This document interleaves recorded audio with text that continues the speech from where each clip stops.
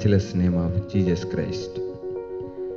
As we face trials, as we are going through things, I really believe one of the key to being a person that's matured through these things, to being a person who handle these things the way God wants us to handle them, it's by being able to see Jesus rightly as we are going through them. It's pretty easy to see Jesus rightly when He is blessing us and everything is great and it seems like nothing bad could ever happen to us by the way that things are going, but when things aren't going so well and when you are in the midst of those troubling earthly times, being able to see Jesus the right way, that will help your heart, that will help your mind, that will help the people around you, that will help so much.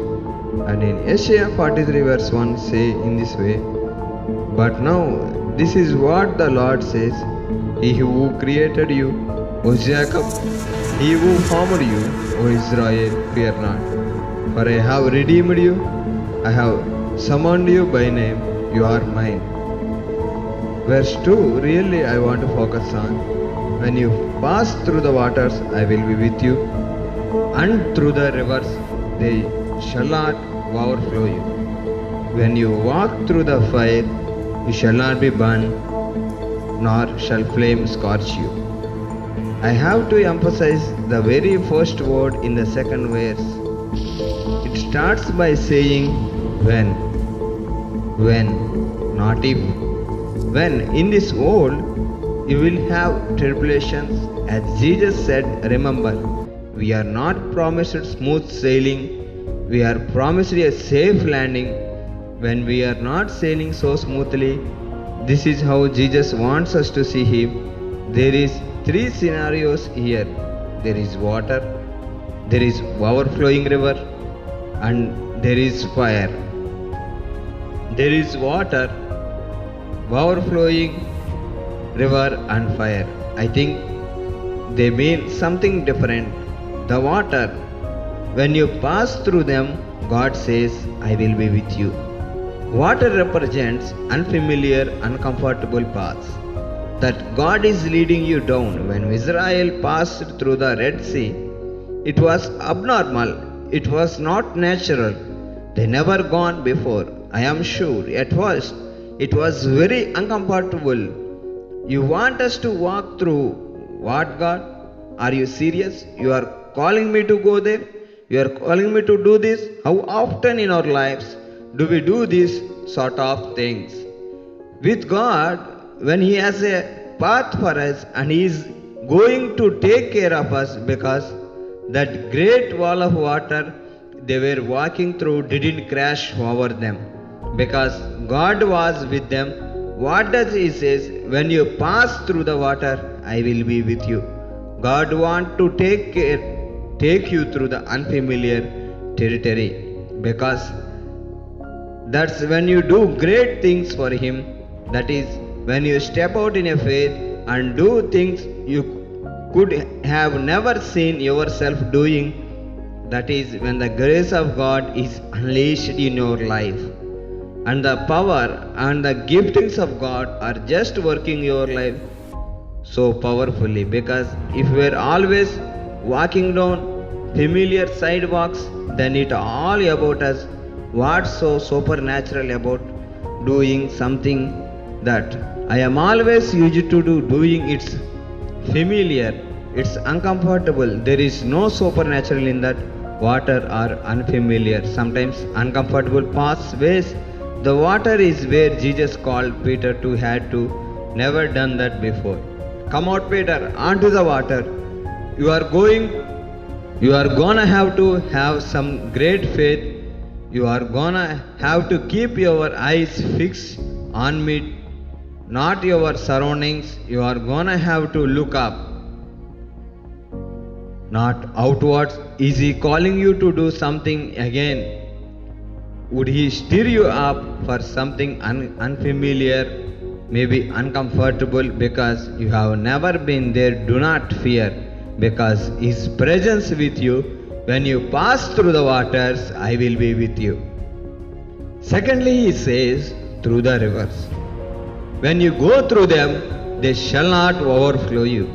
The overflowing rivers represent when you are overwhelmed, when there is too much to do and too little time, too much is happening, you can't deal with it, too many burdens, too many situations at once, too many deadlines, too many bills laying on the table, and not enough money to meet the needs.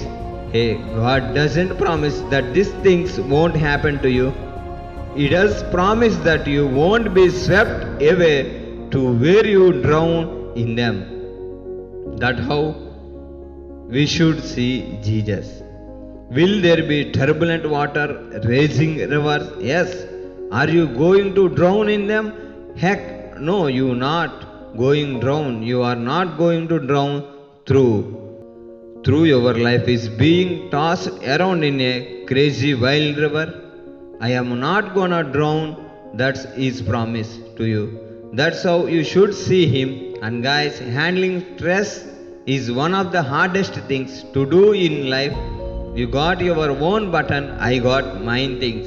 That like I don't stress you out, do to me, and things that you get stressed out about. I am like, come on, piece of cake, seriously. We just have our own buttons, and Satan very good at pushing those buttons. Is he not? He is good at pushing those buttons. It is awesome when we pray and God just keep us from troubling times.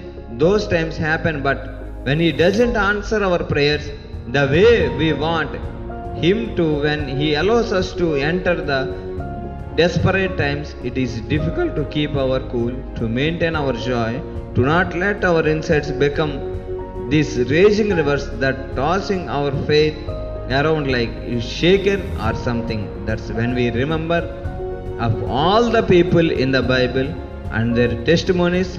That's when they encourage us. That's when we look around at our friends and see their faith, and we remember our past experiences with God, and that encourages us to hold on to keeping trusting Him, to keep standing His word. Amen. He says, when you go through the rivers, they shall not overflow you. You got to hold on to that to me. That's His promise. You just hold on to the sides of the boat. You brace yourself, because as long as Jesus in your boat, is that boat gonna go down. Remember, when the waves started crashing, the disciples start freaking, and Jesus is in the back, it's snoozing. What a great picture of Jesus in our lives. Sometimes they are freaking out, they don't know what to do. It must have been pretty bad, because they were fishermen, they were grew up on this lake. These guys knew the water well, and they thought they were going down. Jesus is asleep. In this bag, the boat, sometimes it seems like when life is getting crazy, Jesus is sleeping in our lives. Have you ever felt that? Where are you? Why are you not answering me? Where is your presence? Why don't you react to me? Why are you sleeping right now? If He is in our boat, if He is in inside, and the boat not gonna sink. When you are being tossed around, you are not gonna sink. Even if it feels like He is snoozing, depending on your reaction, He might wake up and says you like He said to the disciples, "Oh, you of little faith." But I don't want Him to say that to me. I don't want Him to say that to you. I want, when we are going through the raging rivers, to just see Him, knowing that He promised to me, I will not drown into these waters. I won't drown in these circumstances. I am gonna believe in Jesus. And when He wake up, meaning when He doesn't start speaking to us, where we could feel His presence, again, then He will say, "Hey, wow, right, I found faith in you. He trusted in me. All done, well done." There is third component of verse 2 it says, when you walk through the fire, you shall not be burned, nor shall the flame scorch you.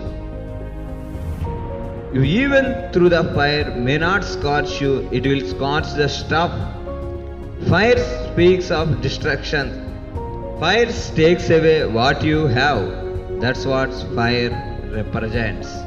Maybe things have been taken from you lately. You have lost stuff.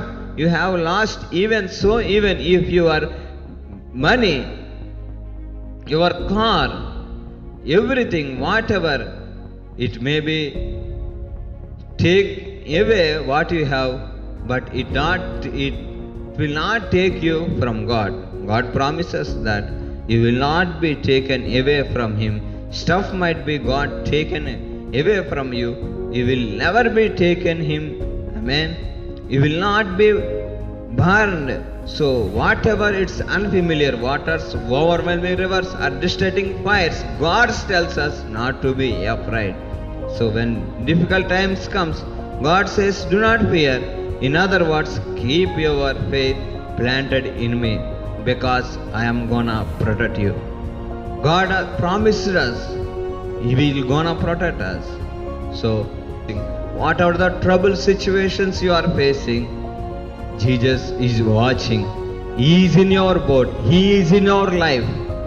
Like disciples freaking to the Jesus, we have to freak to the Lord what you are doing in our lives. We have to freak. Whatever the loud we are freaking to the Lord, He's gonna answer to us, and He gonna bless us. He gonna take all the circumstances from our situations. So keep our faith planted in Jesus and be the children of God. If you receive it, say Amen. God bless you all.